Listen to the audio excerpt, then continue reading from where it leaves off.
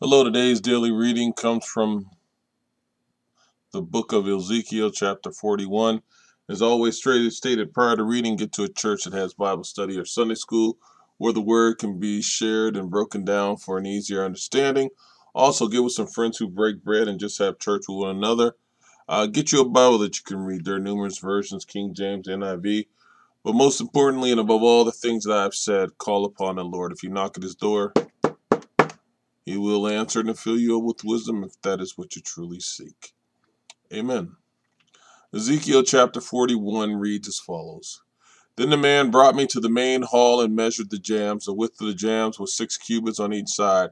The entrance was 10 cubits wide, and the projecting walls on each side of it were 5 cubits wide. He also measured the main hall. It was 40 cubits long and 20 cubits wide. Then he went into the inner sanctuary and measured the jambs of the entrance. Each was 2 cubits wide. The entrance was 6 cubits wide, and the projecting walls on each side of it were 7 cubits wide. Then he measured the length of the inner sanctuary. It was 20 cubits, and its width was 20 cubits across the end of the main hall. He said to me, "This is the most holy place."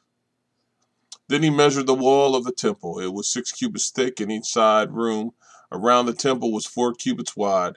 The side rooms were on 3 levels, one above another, 30 on each level.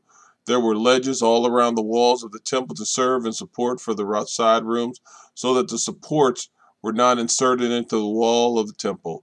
The side rooms all around the temple were wider at the supports or at each successive level. The structure surrounding the temple was built in ascending stages so that the rooms widened as one went upward. The stairway went up from the lowest floor to the top floor through the middle floor. I saw that the temple had a raised base all around it, forming the foundation of the side rooms. It was the length of the rod, 6 long cubits. The outer wall of the side rooms was 5 cubits thick. The open area between the side rooms of the temple and the priest rooms were 20 cubits wide all around the temple. There were entrances on the side rooms from the open area, one of the north and another of the south, and the base adjoining the open area was 5 cubits wide all around. The building facing the temple courtyard on the west side was 70 cubits wide. The wall of the building was 5 cubits thick all around, and its length was 90 cubits. Then he measured the temple. It was 100 cubits long, and the temple courtyard and the building with its walls were also 100 cubits long. The width of the temple courtyard on the east, including the front of the temple, was 100 cubits. Then he measured the length of the building facing the courtyard at the rear of the temple, including its galleries on each side. It was 100 cubits. The main hall, the inner sanctuary, and the portico facing the court, as well as the thresholds and the narrow windows of the galleries around the 3 of them.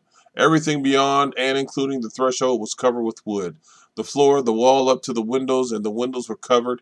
In the space above the outside of the entrance to the inner sanctuary on the sides at regular intervals all around the inner and outer sanctuary were carved cherubim and palm trees. Palm trees alternated with cherubim. Each cherub had 2 faces, the face of a human being toward the palm tree on one side and the face of a lion toward the palm tree on the other. They were carved all around the whole temple. From the floor to the area above the entrance, cherubim and the palm trees were carved on the wall of the main hall. The main hall had a rectangular door frame, and the one at the front of the most holy place was similar. There was a wooden altar 3 cubits high and 2 cubits square. Its corners, its base, and its sides were of wood. The man said to me, "This is the table that is before the Lord." Both the main hall and the most holy place had double doors. Each door had 2 leaves, 2 hinged leaves for each door, and on the doors of the main hall were carved cherubim and palm trees like those carved on the walls, and there was a wooden overhang on the front of the portico. On the side walls of the portico were narrow windows, the palm trees carved on each side. The side rooms of the temple also had overhangs. Ezekiel chapter 42. Then the man led me northward into the outer court and brought me to the rooms opposite the temple courtyard and opposite the outer wall on the north side. The building whose floor door faced north was 100 cubits long and 50 cubits wide, both in the section 20 cubits from the inner court and in the section opposite the pavement of the outer court. Gallery faced gallery at the 3 levels. In front of the rooms was an inner passageway 10 cubits wide and 100 cubits long. Their doors were on the north. Now the upper rooms were narrow, for the galleries took more space from them than from the rooms on the lower and the middle floors of the building. The rooms on the top floor had no pillars as the courts had, so they were smaller in floor space than those on the lower and middle floors. There was an outer wall parallel to the rooms in the outer court. It extended in front of the rooms for 50 cubits, while the row of rooms on the side next to the outer court was 50 cubits long.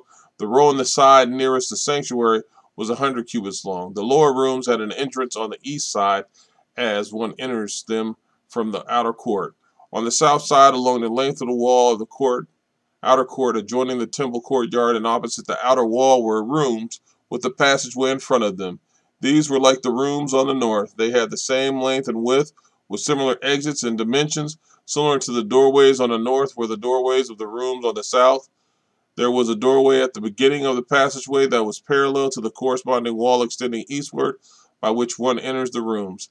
Then he said to me, the north and south, rooms facing the temple courtyard are the priest rooms, where the priests who approach the Lord will eat the most holy offerings. There they will put the most holy offerings, the grain offerings, the sin offerings, and the guilt offerings, for the place is holy. Once the priests enter the holy precincts, they are not to go into the outer court until they leave behind the garments in which they minister, for these are holy. They are to put on the other clothes before they go near the places that are for the people. When he had finished measuring what was inside the temple area, he led them out by the east gate and measured the area all around. He measured the east side with the measuring rod. It was 500 cubits. He measured the north side. It was 500 cubits by measuring rod. He measured the south side. It was 500 cubits by the measuring rod. Then he turned to the west side and measured it. It was 500 cubits by the measuring rod. So he measured the area of all four sides. It had a wall around it, 500 cubits long and 500 cubits wide, to separate the holy from the common. Amen.